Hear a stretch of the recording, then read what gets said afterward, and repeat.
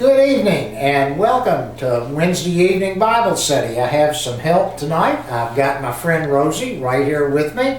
So if she chimes in, you just listen to what she has to say. Tonight I want us to step back into an imaginary time tunnel and travel all the way back 20 centuries. And as we do, we're going to meet a man who's somewhat like we get sometimes, confused in his religion. If Judaism had had an office like that of Pope, Nicodemus would have been the ideal candidate to fill that office. As we observe tonight his encounter with Jesus, we discover that he possessed three very outstanding qualifications that made him one of the most impressive religious men alive. And the first of those qualifications we find out is he was a man of the Pharisees. Now, the most likely meaning of the term Pharisee is separated one. Many folks trace the roots of the Pharisees to the exile in Babylon. The Israelites had been taken from the promised land and cut off from their temple, and they clung to the law of Moses as a means of preserving their identity as distant sons of Abraham. But after more than 600 years, this admirable loyalty to nationalism and devotion to the law had taken on a life of its own. And at this point in time, no one, absolutely no one, rivaled the Pharisees in being religious. No one could. Second about Nicodemus is he was called a ruler of the Jews. Now, before the Jews were exiled to Babylon, a king ruled the nation of Israel. But after their return to the promised land, the Jews were subject to foreign governors and looked to the high priest for leadership. And by the first century, when Rome dominated Israel, the high priest presided over a council of 70 experienced salesmen and statesmen, not salesmen, and notable religious figures. And this ruling council of elders was called the Sanhedrin, and it served as Israel's parliament and their Congress and their Supreme Court. So not only was Nicodemus a devoutly religious man, he was a leader of religious men. And thirdly, we find that Nicodemus was the teacher of Israel. John's account of this meeting was recorded in Greek, but it definitely shows Jesus' use of Aramaic as we translate it. Nicodemus was more than merely one teacher among many in Israel. There was no rabbinical position or political office that was called the teacher of Israel. So this reflects this term, the teacher, either Jesus' personal opinion of Nicodemus or more likely the general opinion of his peers. Now, the fact that Nicodemus came to see Jesus under the cloak of darkness suggests that he was very concerned about being seen with him. The images of night and darkness are menacing all the way through in John's Gospel. Open confrontation in the temple proved to be embarrassing for the religious leaders. So perhaps his peers sent Nicodemus to negotiate with Jesus in a private manner. His opening lines in the scriptures show all the grace and dignity that a man would have who was on a diplomatic mission. Nicodemus and Jesus may have exchanged pleasantries, but the Lord quickly bypassed the flattering approach, and he cut straight to the heart of the matter. Now, he was dealing with no common Jew. That was not who was sitting in front of him. This was a remarkably astute theological mind, but Jesus saw through him with almost X-ray-like vision. Jesus put before the teacher a theological proposition, but he used fresh terminology. And this is the first instance that we see the phrase born again. That was not familiar to Hebrew scriptures. And then the word Greek translated again is anothen, and it can have several meanings. But the most common rendering of anothen is from above, similar to our expression that a person might have help from above, meaning that God has helped him or her. And this is likely a double meaning, for the word brings from above and again together to illustrate a very profound truth. In the words of a Greek scholar, birth is our mode of entrance into the world and brings with it its potential equipment for adjustment to the world. It is passing from one kind of life, the womb, into another life or another environment. To be born again or born from above means a transformation of a person so that he is able to enter another world and adapt to its conditions.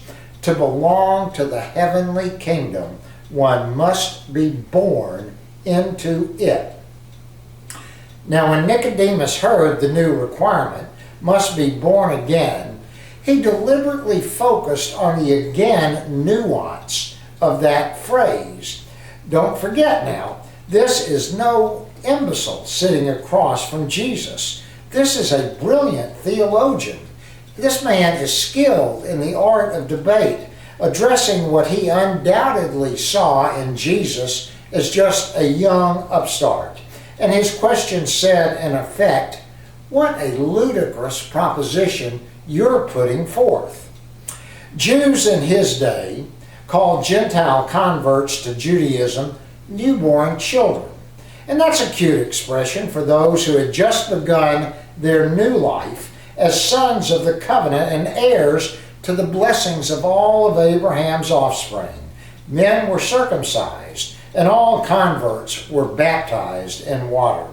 Nicodemus did not misunderstand Jesus' imagery. He just objected to the notion that only Gentile converts can take part in the coming earthly kingdom under the Messiah. And that would leave the Jews, the very people that God had preserved for himself throughout the centuries, that would leave them out of the promises made to Abraham. Now, we know that this was not Jesus' point at all. Nicodemus' perspective was limited, though, to this earthly plane, the physical dimension. So to help the old theologian, Jesus offered two illustrations. The first illustration reveals a radical difference between religion and regeneration. And his second illustration explains how regeneration works. Flesh begets flesh. Spirit begets spirit. Spiritual life is a total mystery to the physical realm. Spiritual life cannot be obtained by physical means. The Spirit of God, the source of all spiritual life, cannot be impressed to give life as a reward. He cannot be bribed and he cannot be flattered. He can't be tricked into giving life in exchange for sacrifice. And he will not sell eternal life, which is priceless, for anything temporal or worldly, which he feels and is correct is worthless. Religion is man-made. Religion is of the physical realm. It's impressive on earth, but it's rubbish in heaven. Now, let's give Nicodemus credit. While many rejected Jesus and his teachings outright, Nicodemus tried his best to understand his message, and he wrestled with the issue of his identity. The smooth-talking statesman, Nicodemus, had become a stammering pupil, though. On the surface, his problem appeared to be lack of understanding, but Jesus dug deep to find the real source of the struggle. Note the progression we see in verse 10, 11, and 12. First of all, Jesus says to Nicodemus, "You do not understand."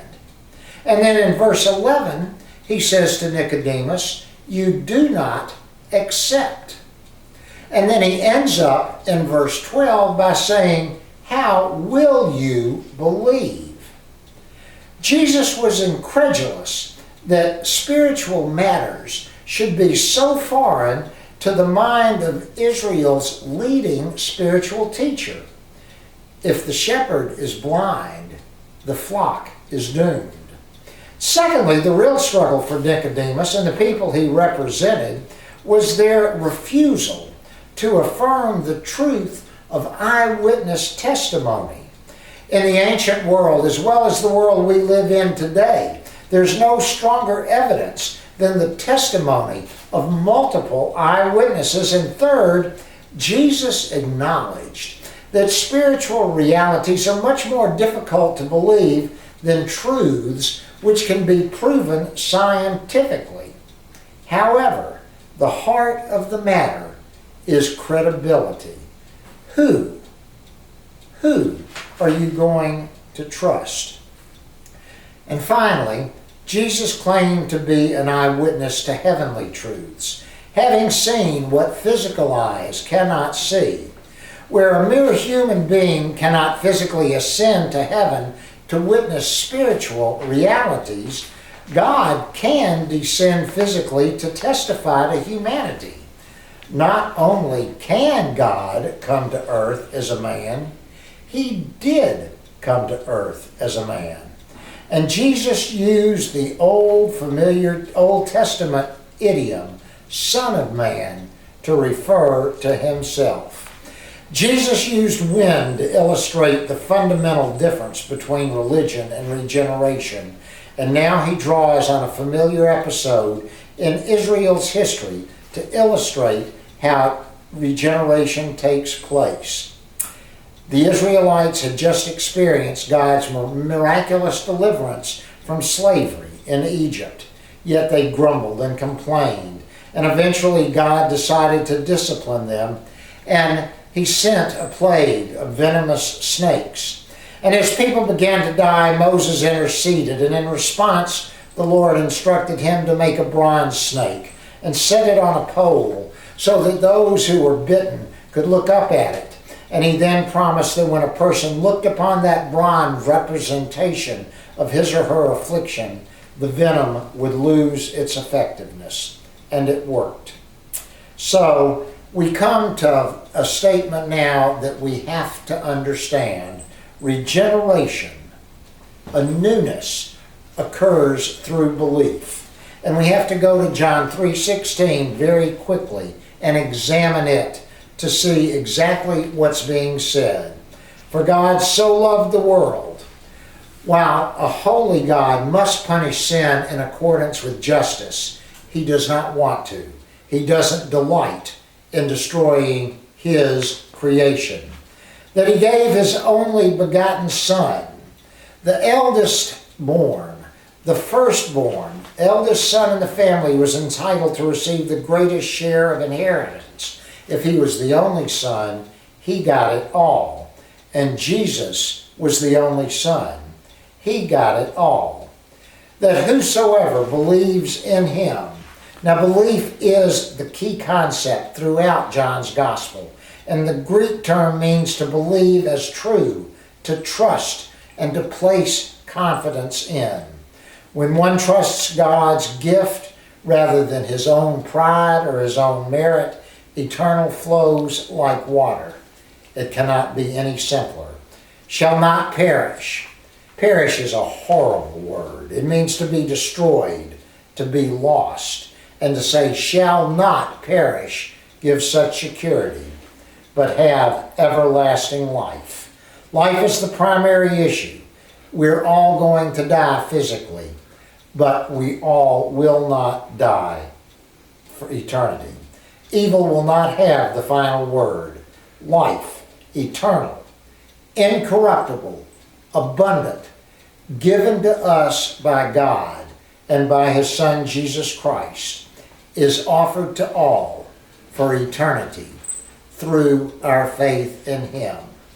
What grace, what hope, what assurance that gives to us. I'll see you Sunday on Pentecost. Wear red.